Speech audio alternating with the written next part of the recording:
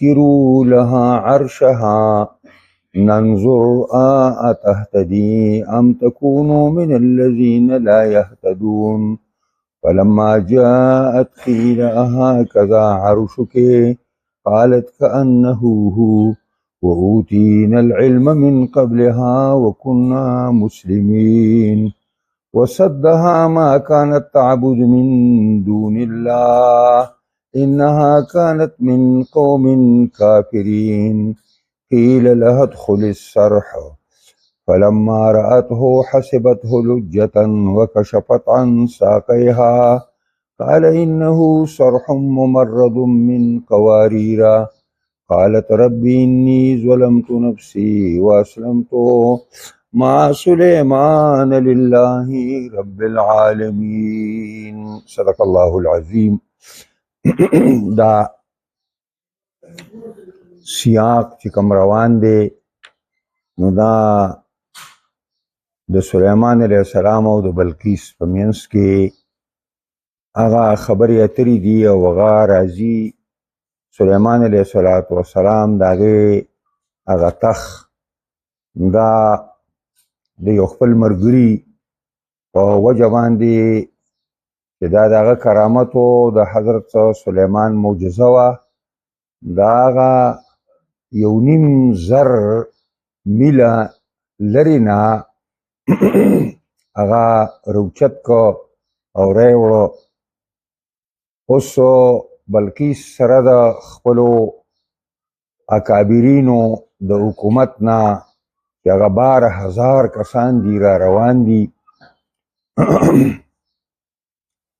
دلته سلیمان علیه السلام وویلې چې تاسو دا کم تخت چې موږ د هغې راوړو د دې کې معمولي غوندې رد و بدل وکئ، دا رنګ یې بدل کئ، دا ډیکوریشن چې څه ته وایي دا وله بدل کئ او څه داسې ظاهري لږه لږه غوندې تبدیلي پکې راولئ. موږ دا معلوموو چې آیا دا عقلمنده او یو سوچ کوونکې زنانه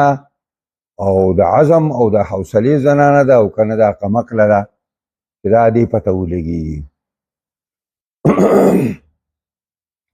او دا پته به دې دپاره ولګېږي چې دا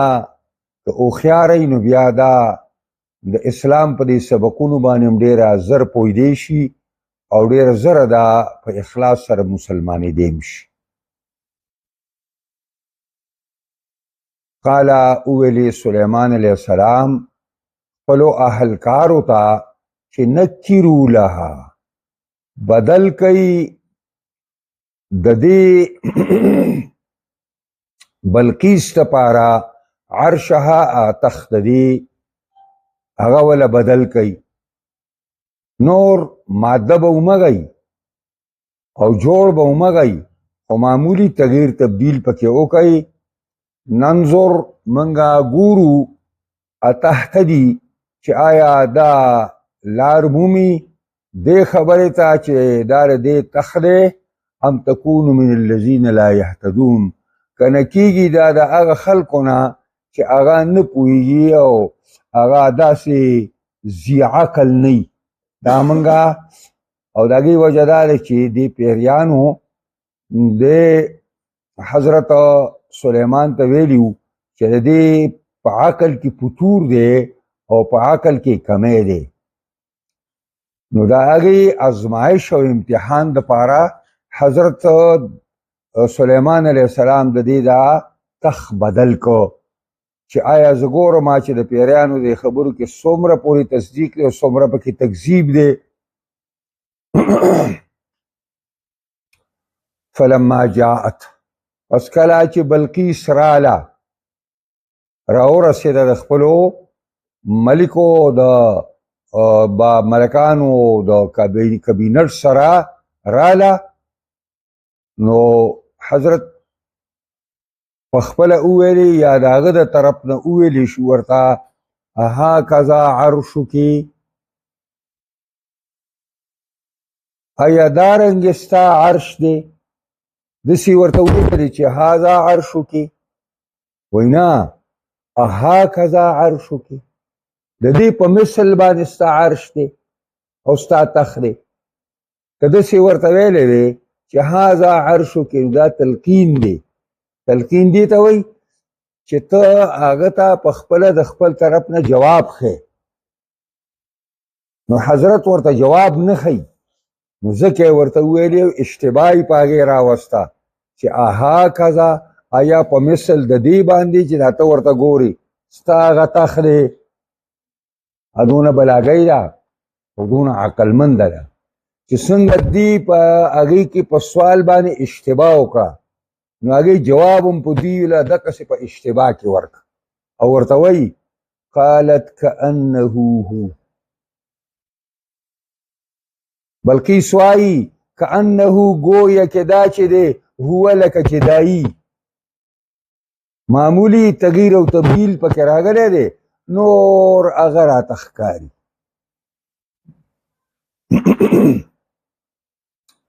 او اوتینا العلم من قبلها،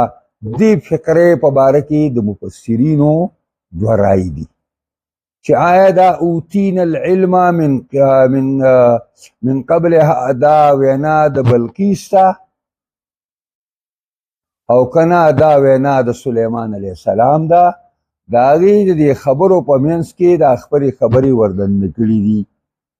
نو چې دا د بلقیس وینا شي نو معنا دا ده چې دې معجزې ته حاجت نه و چې زما عرش او تخه د معارب نه د 1.5 کیلومتره په انداز باندې راپورته کوو تاسو او دلته دمشق ته او فلسطین ته م راوړه. د دې حاجت نه و، ځکه حاجت نه و چې واوتینا العلم من قبلها، منګه ته علم راکړی شوی او مخکې د دې نه چې تا دونه زما عرش راوړه او زما تخت دی راوړه، دې نه مخکې ما ته علم راکړی شوی و چې کله زما استازي راغله او ما ته ستا بیان وکړه چې داسې د هغه حکومت دی او داسې فوجونه دي او داسې یو لوی سازو سامان دی، نو زه پوه شوم چې دا د الله پیغمبر دی، دا تش باچا نه دی بلکې دا بادشاه او پیغمبر دواړه دی. ما ته پته د هغه وخت نه لګېدلې وه او د هغه وخت نه زه منقاده شوی وم او د هغه وخت نه زما پړ کې اسلام ناست و. دا بله خبره چې ما اعلان نه و کړی، نو دا د هغې وینا شوه. او که سلیمان علیه السلام وینا شي نو بیا معنا دا ده چې که نن زما په دربار کې بلقیس اعلان کوي د اسلام او د دین او د تابعدارۍ، نو د دې نه مخکې موږ ته علم راکړی شوی دی د امورو د نبوت او موږ د دې نه مخکې مسلمانان یو، نو په علم کې او په اسلام کې هم د دې نه موږ مقدم یو. د بلقیس نه موږ په اسلام راوړلو کې هم او په علم حاصلولو کې هم د دې نه مخکې یو. موږ دا دواړه ترجمې علماو کړي دي، بعضې علماو دا یوه ترجمه کړې ده، بعضو دا بله ترجمه کړې ده. هسې سوق کلام دا دی چې دا هم د بلقیس قول شنو. او وکنا مسلمین، او منګه مسلمانان یې د هغه وخت نه منګه تابعدار شوي او منګه اسلام پړه کې ناست دی چې د کوم وخت نه ستا استازی ما ته واپس زما استازی تا ته راغلی و تا واپس کړی و او هغه ما ته خبرې کړي دي. اوس الله فرمایي وصدها ما كانت تعبد من دون الله، بند کړي وه دې بلقیس لره ما كانت تعبدو اغا چې دی عبادت کو سوا د الله نه. داري دومره لوی عظم عقل باوجود او دې دونه پوی باوجود دې د نور او د ستورو عبادت کو، د نور او د ستورو، حالانکه نور او ستوري مخلوق دی و مخلوق لایق د معبودیت نه دی یا د معبود ساش. نو قرآن د هغې وجه وایي چې دا عقلمنده وه خو دی چې په کم قوم کې سترګې غړولې وي چې هغه د دې آبا و اجداد دي او د دې قوم دی هغه ټول مشرک قوم او د نور عبادت یې کو او د ستورو عبادت یې کو دی په یو مشرکانه ماحول کې سترګې غړولې وي نو تقلیداً پاږي پس روانه وه انها كانت من قوم کافرین یقینا ودا بلقیس ته یو قوم کافر نه یو قوم کافر په منځ کې پیدا شوی و سترګې غړولې وي د ماحول ډېر لوی اثر په انسان باندې قیل لها ادخل الصرح اوس سلیمان علیه السلام چې څنګه دیتا دینی لحاظ سره او پیغمبري لحاظ سره خپله معجزه وښوده چې دا راتلله نو ډېر لوی حفاظت سره د خپل تخت کېښوده او د دې د حفاظت پوره تاکید یې وکړه ګورئ چې دا درنه ګډوډ نه شي او خراب درنه نه شي او څوک یې نوي نه شي او د هغې باوجود هغه سلیمان علیه السلام دا یو قسم له پیغمبري سکې په دې کې جمع وکړه په دې باندې اوس بل طرف ته سلیمان علیه السلام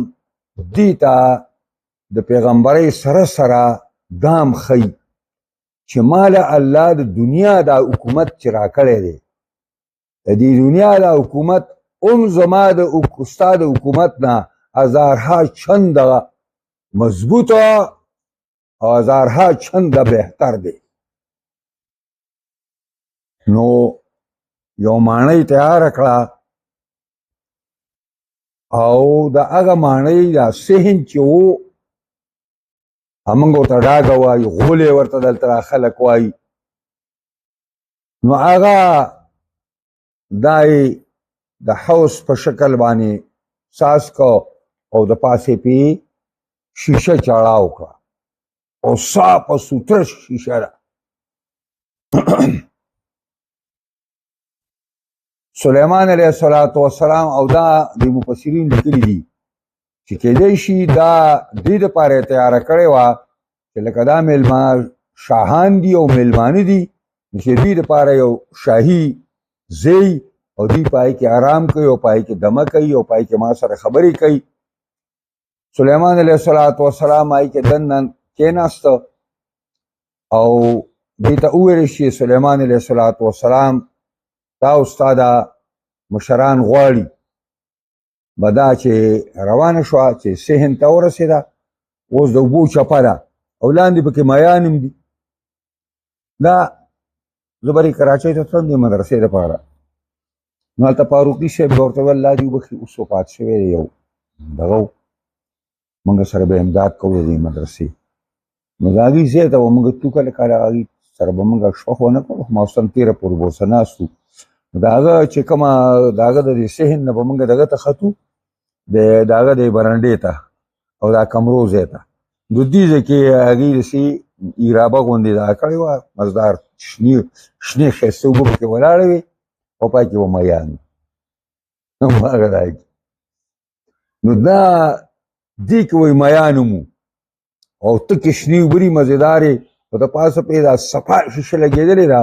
نو دا شی چې ډېره ساه پیدا کله سړي ته نه ښکاري نو چې دا را روانه شوه نو دا د اوبو را چپه ورته ښکاري چې د اوبو داسې ګینې چپې وي داسې که نه نو به دې پیانسې راوچتې کړي چې پیانسې راوچتې کړي لکه څنګه چې سړی په ګودر کې جوور ګودر کې کوزېږي نو عام عادت دا دی چې سړی پیانسې راپورته کوي نو دې پیانسې راپورته کړې سلیمان علیه السلام ورته وویلې چې بلقیس دا شیشه ده شیشه لا صرح ممرد من قواریر دا محل دی په دې باندې شیشې چړاو شوي دي او ته داسې تېر وتې په دې کې لکه څنګه چې ته په عبادت د غیر الله کې تېر وتې ته داسې تېر وتې لکه څنګه چې په عبادت د غیر الله کې د مولانا مودودي لیکلي وو چې د سړي د چا څنګه ذهني که نه نو چې یو خبره واوري نو هغه د هغې یو صحیح مطلب راوباسي، عقل یې صحیح، او چې عقل یې ډبډی نو هغې د هغه غلط مطلبونه راوباسي. دلته یهودو خبیثانو دا ویلي دي چې ده ته دې دغه ویلي وو، د پیریانو ورته ویلي وو چې دوی پرې خپو باندې ویښته دي که نه. نو سلیمان علیه السلام العیاذ بالله دا معلوموله چې دا پټۍ کارګي چې رښتیا پې وکړي او که نه. سره د هغې نه د یو زنانه دا روایاتو د حدیث کې راغلي دي چې که د یو زنانه ته ستا اراده د نکاحي نو ته یې ورته کتی شي، د خپو ته هم کتی شي، د مخ ته هم کتی شي، هر ځای ته یې کتی شي، خو که ستا اراده د نکاحي نو دا ځان له خبره ده. خو لکه دا د یهودو هغه ذهن کوږ دی نو دا تعبیرونه وکړه. دا یې ولې دا نه کوله چې هغې ته د خپل شان و شوکت د خپل حکومت هغه زور هغې ته ښوده چې زه داسې محلونه هم ګوره سازوم. حالانکې بلقیس نه خبر هم نه وه چې داسې محل املایي چې پای کې لاندې اوبه وي. بهرحال دا یې ورته ویلي دي پیریانو چې دې دا خپل چې کوم دی د خر په شان دي. پوهېږئ پرې باندې دا ټول بکواس دی، دا اسرائیلي کیسې دي. اسرائیل د خدای د مخ د ځمکې نه پناه کړي. دا کوم چې زموږ په وروڼو او خویندو باندې کوم ظلم او کوم قیامت یې هلته تړلی دی. زموږ دا یاران داسې ګرم شوي هلته هندوانو یو خبره کړې ده، او د سیل مې لګیا دي په ریډو باندې د سیل مې، او چې هندو هلته جوماتونه ورانول، او هندو چې کومه دی نو د جمعې د مانځه نه خلک ځغله وه، بله ورځ په نیټ کې راغلي وو. زمونږ د صاحبانو د اسلام آباد په تندې هم نه ترېوېده، نن چې هغوی د اوبو خبره وکړه دی دغه شو. دا خو تاسو ته موږ مخکې ویل چې کشمیر ګورې د نه قبضه نه کي، که کشمیر یې قبضه کړي د اوبو دپاره دا قبضه کول کوي. په کشمیر کې نور څه دي؟ د اوبو دپاره. دا زمونږ مشرانو به ویل چې دا شاتیر دی د پاکستان. خو دا خلک چې راغی دا غریبانان داسې په نشو تماشو کې ډوب پراته دي، دې اړو دې ته پام نه و. دلته یو یار دی، هغه یار او یو زمونږ یو صاحب اوس دوبۍ ته تللی دی، پیسې هم ځان څه وړي دي، هلته مزې کوي، چړچې کوي. هغې دا سودهبازي د دغه په سر وکړه او د هغې نتیجه دا راله چې نن هندو وایي به دا سیندونه بندوم، او دوی د مجاهدینو هغه تنظیمونه هم په دې سلسله کې ختم کړه. اوس به تاسو ته پته ولګي، بیا سازوئ، صبر وکړئ. نو وایي قیل له ادخل الصرح، وویلی شو دې ته بلقیس ته دننه شه دې ماڼۍ ته، دې ایوان ته. فلما رأته، کله چې دې ولیده دې ماڼۍ لره، حسبته لجة، نو ګمان یې وکړو په دې باندې چپې، لجه چپې ته ویلې کېږي. دا د اوبو چپه نه دې ته لجه وایي. وکشفت عن ساقیها، او ښکارې کړې خپلو پنډو لره. قال انه صرح ممرد، حضرت ورته وفرمایل سلیمان دا یو ماڼۍ ده، ممرد من قواریر، چې چړاو شوي دي په دې باندې شیشې، دا په شیشو باندې ملمسه ده. قالت رب انی ظلمت نفسی، وویلې بلقیس ای زما ربه یقینا ما زیاتی کړی په ځان باندې، چې ما مشرکانه عقیده ساتله، ما د نور او د ستورو پوجا کوله، دا خو ما په ځان باندې زیاتی کړی دی، ظلم مې کړی دی.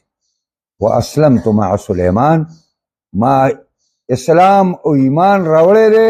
زه تابع شوی ما په معیت سلیمان علیه السلام کې، په لاس سلیمان باندې، لله رب العالمین، د الله رب العالمین دپاره مسلمانه شوه. دا یو مسله اختلافیه ده چې آیا حضرت سلیمان علیه السلام ورسره نکاح کړی دی او که نکاح یې نه دی کړی. دو رای دي د علماو مفسرینو، سو کوئی نکاح کړی دی او سو کوئی نکاح نه دی کړی. بهرحال دا ځان له مسله ده. ان شاء الله العزیز مخکې به خیری بیا دا قصص شروع دي، نو بیا الله رب العزت د صالح علیه السلام د قوم تذکره به تاسو ته کوي. الله دې موږ او تاسو په قرآن عظیم الشان کتاب باندې پوهې کړي او دې سره سره دې الله موږ له په دې باندې کامل مکمل عمل کولو توفیق راکړي.